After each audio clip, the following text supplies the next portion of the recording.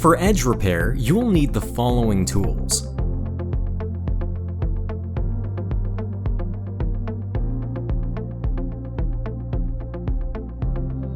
First, the damaged edge has to be cleaned of dirt using the scraper.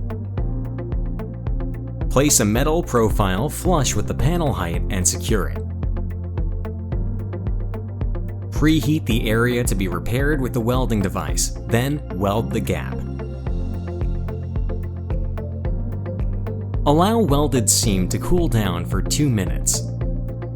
After cooling, remove the excess material with the paint stripper.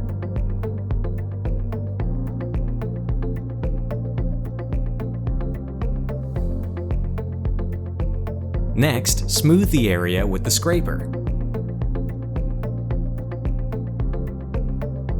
Remove the metal profile. And strip the repaired area with the paint scraper to achieve a smooth surface.